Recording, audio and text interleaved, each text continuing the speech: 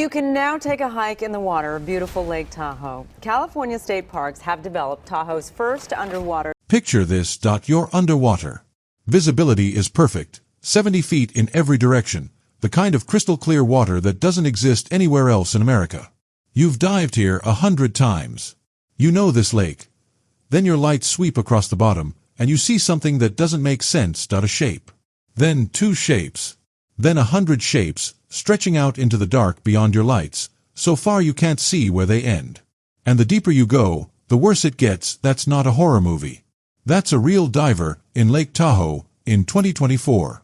And what he found at 1,600 feet below the surface has quietly become one of the most disturbing environmental discoveries in American history. The problem? Almost nobody's talking about it. Lake Tahoe is supposed to be pristine. It's in every travel brochure, every drone shot, every Instagram caption. The clearest water in the country. One of the last wild places left. But what's sitting at the bottom of that lake, and what's been slowly leaking out of it for 7 decades, rewrites everything you thought you knew about this place. By the end of this video, you're going to see Lake Tahoe completely differently. And honestly, once you know this, there's no going back. If you're new here and you like stories that go deeper than the headlines, hit subscribe right now. We cover the things that were never supposed to be found. And this one belongs at the top of that list. Let's go. Before we get to what's down there, you need to understand why Lake Tahoe became the perfect place on Earth to hide something permanently. The lake sits at over 6,200 feet of elevation on the California-Nevada border. It is the largest alpine lake in North America. And it is the second deepest lake in the entire United States. Only Crater Lake in Oregon beats it. The basin drops 1,645 feet straight down. That's deeper than the tallest skyscraper in the Western Hemisphere is tall. Now, the water is famous for its clarity. You can see 70 feet down on a calm day. Tourists photograph it. Researchers study it. Scientists have been monitoring it since 1968. But here's the part the brochures skip. That clarity exists because almost nothing lives in the deep water. The granite basin contributes almost no nutrients. The cold kills biological activity. Below a certain depth, Tahoe's water is essentially sterile. And that sterility, the very thing that makes the lake beautiful, is also what makes it a perfect vault.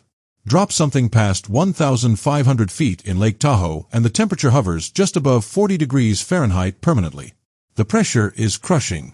There's no light, no oxygen cycle, no organisms to break things down. Decay essentially stops. Whatever goes down there, stays. And for 70 years, something had been staying down there. A lot of somethings. To understand what the divers found, you have to go back to the late 1940s, before World War II. Tahoe was remote. Getting there meant navigating treacherous mountain roads. A few wealthy families had lodges. The lake was largely untouched. The war changed that. Military operations in the region brought road improvements. Thousands of soldiers passed through and fell in love with the area. And when those soldiers came home with paychecks and automobiles, they remembered Lake Tahoe. The boom that followed was staggering in scale and speed. Casinos opened on the Nevada side where gambling was legal. Hotels multiplied. Seasonal cabins became year-round communities. Construction crews were everywhere. The population and the economy exploded, and they exploded faster than any regulatory framework could keep pace with. Here's the problem nobody wanted to address at the time. All of that development created waste. Mountains of it. Construction debris. Industrial chemicals from the casino's service operations. Solvents from dry cleaning facilities and photography labs. Automotive fluids. Old machinery. The kinds of materials that, if you generated them today, would require licensed hazardous waste handlers, documented disposal chains, and regulatory oversight. In 1952, none of that existed. Environmental law was in its infancy. The concept of hazardous waste barely had a legal definition. And Lake Tahoe was right there, vast, impossibly deep, with no bottom that anyone could see. So they used it. Trucks backed up to the shoreline at night. Construction crews disposed of debris directly into the water. Old cars were pushed off cliffs into the depths below, sometimes with gas tanks still full. Businesses that generated chemical waste found the lake a far cheaper solution than trucking materials over the mountains. Locals knew. Tourists didn't ask. And the lake was so deep that even if someone had wanted to check, the technology didn't exist to do it. By the time environmental regulations arrived in the 1960s and 70s, the most obvious dumping had stopped. The lake looked clean at the surface. Nobody could see what was on the bottom. And so the bottom was forgotten. Fast forward to 2024. The Sierra Nevada was in the grip of a prolonged drought. Some researchers described it as the worst multi-year dry spell in over a millennium. Snowpack dropped to record lows. The streams feeding the lake slowed to a trickle. Evaporation outpaced inflow. And Lake Tahoe's water level fell by 9 feet. 9 feet doesn't sound like much for a lake that's 1,600 feet deep.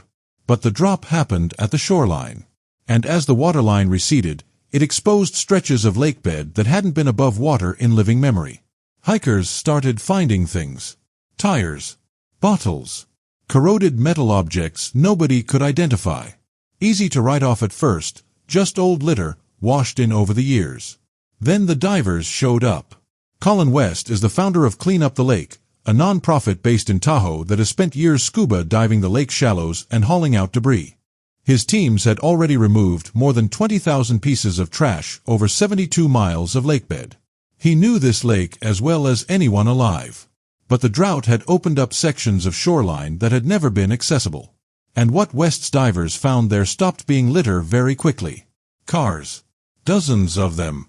Vehicles from the 1940s, the 1950s, the 1960s, scattered along the bottom, concentrated near old road access points and cliff edges.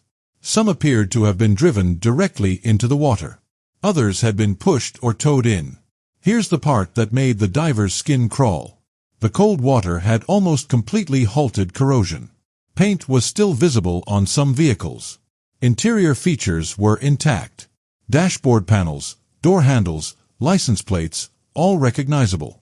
West described arriving at a 1957 sedan with his dive lights and instinctively checking through the driver's window the way you'd look into a wrecked car on the highway.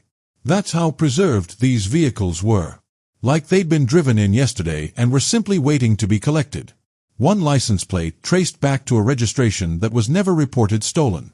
The car went into the lake, the paperwork went into a filing cabinet somewhere, and nobody asked another question about it for half a century. But the cars turned out to be the easy part of the story. West's teams began sharing data with researchers at the UC Davis Tahoe Environmental Research Center, the institution that has tracked the lake's water clarity since 1968.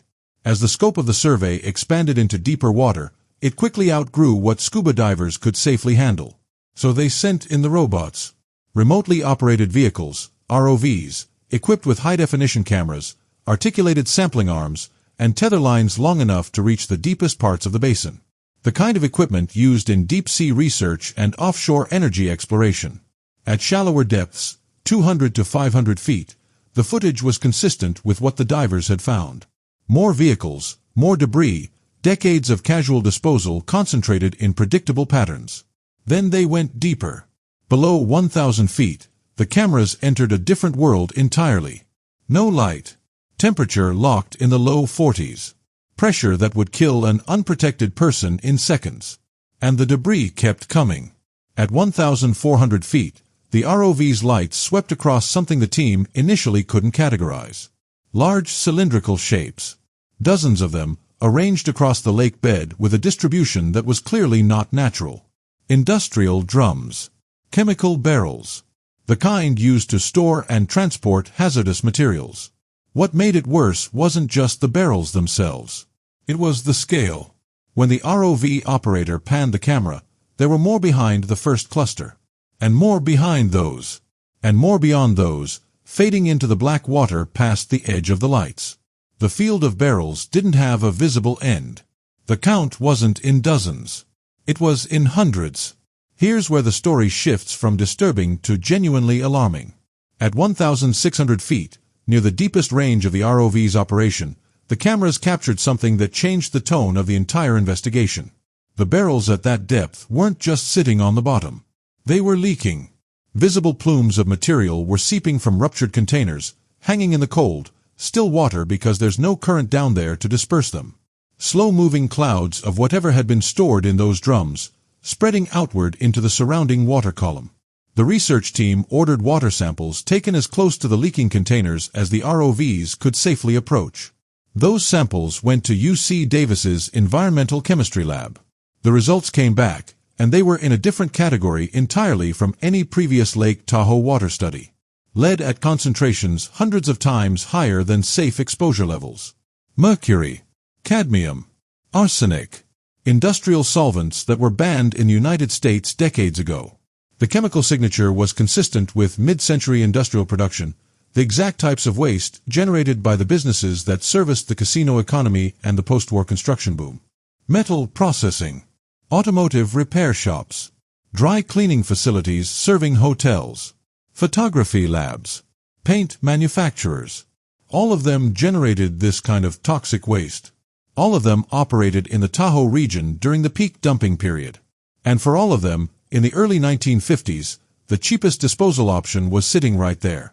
Now here's the part that reaches beyond history and into the present. The lake's deep water is largely isolated from its surface layers. Cold, dense water sinks, warmer water floats. The contamination was supposed to stay sealed at the bottom. And for a long time, it did. But metal corrodes even in cold water. Seals fail. Containers rupture.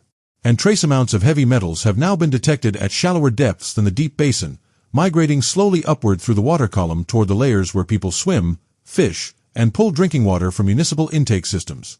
Lead doesn't break down. Mercury doesn't break down. Arsenic doesn't break down. Whatever left those barrels is now in motion, and it has been for years. The environmental contamination is serious. But the ROV cameras recorded something else at the deep basin that has been handled very differently by the authorities involved. Among the debris at extreme depth, survey operators documented objects that didn't fit the industrial dumping pattern. Personal items, luggage, clothing preserved by the cold. And in several locations along the deep basin floor, what the operators on the surface boat described as forms that should not have been there. Lake Tahoe has a history that the tourism industry has never advertised. During the casino boom of the 1950s and 60s, the Nevada side of the lake was contested territory between organized crime operations.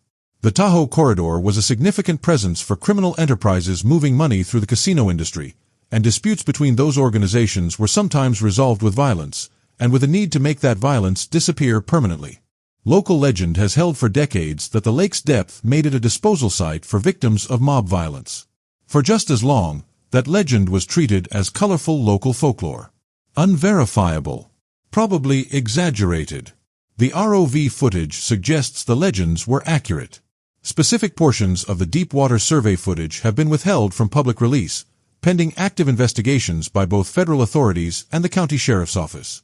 But members of the research and dive teams who spoke to regional journalists on background described encounters at depth that they characterized as deeply disturbing. Human remains. In multiple locations. Preserved beyond what any of them expected by the same conditions that held the barrels intact for 7 decades, near freezing temperatures, absence of oxygen, no organisms present to accelerate decomposition. Not bones.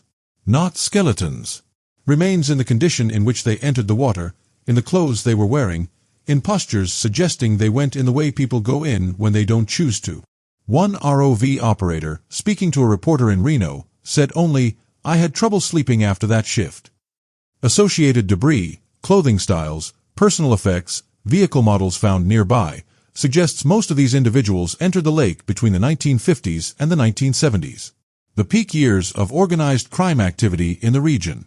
Cases that went cold half a century ago, because investigators couldn't find the evidence. The evidence has been down there the entire time. So what happens now? On the environmental side, the contamination is a public health emergency developing in slow motion. Heavy metals migrating toward the water supply of a lake that feeds downstream communities, supports a fishing industry, and hosts millions of recreational users every year. But remediation is extraordinarily complicated. Pulling corroded drums off the bottom at 1,600 feet is dangerous, expensive, and potentially counterproductive. Disturbing a compromised container could release its contents far faster than controlled leakage would. Leaving them down there means the slow contamination continues, measured in human generations. State and federal environmental agencies have formed working groups. Studies have been commissioned. Funding requests have been filed. The wheels are turning. The barrels, meanwhile, keep leaking. On the criminal justice side, the dilemma is different in kind. Recovery operations for human remains would require complex logistics, legal coordination, and would almost certainly reopen cold cases in which witnesses are gone, suspects are gone, and the organizations responsible may no longer exist in any recognizable form. But for the families of people who vanished in the Tahoe region and were never found, families who have waited decades without closure, the question answers itself. And then there's the question of accountability. The industrial dumping wasn't a rogue operation. It was systematic. Records suggest that some local officials actively facilitated it, permits issued that shouldn't have been, inspections skipped, complaints ignored. Many individuals involved are long dead. Many companies no longer exist. But the systems that allowed it are still with us. Here's the thing about Lake Tahoe that nobody in the tourism industry will tell you. The lake really is beautiful. The water really is that clear. The mountains really are that stunning. Nothing about those photographs is false. But beauty isn't the same as purity, and clarity isn't the same as clean. For 70 years, the depth of Lake Tahoe was its greatest protection. Not for the lake, for the people who used it as a dumping ground. The darkness was the concealment. The impossibility of reaching the bottom was the guarantee that the bottom would never have to answer for itself. Technology changed that calculation. The drought accelerated it. And now the accounting has arrived. Hundreds of barrels of toxic industrial waste, still leaking mid-century chemicals into water that families swim in. Dozens of vehicles from the Eisenhower era, preserved in the dark. And, apparently, people, held in suspended animation in the deepest water, waiting to be found by a robot with a camera in 2024. The surface of Lake Tahoe sparkles exactly the way it always has. Visitors still photograph it. The brochures still describe it as one of the last truly pristine places in America. But now you know what the picture leaves out. The question isn't whether this changes how you see the lake. Of course it does. The real question is what we do with that knowledge, and more pressingly, what the people responsible for that lake do with it. So here's what I want to hear from you. If you were making the call, do you attempt to raise the barrels and accept the risk of a chemical release on the way up? Or do you leave them down there and hope the corrosion holds for another generation? Drop your answer in the comments. I read every single one. And if this story rattled you, which it should, there's a follow-up already queued. What cleanup crews discovered inside an abandoned water reservoir in rural Nevada, which nobody had accessed in over 30 years? It's up next. Click it.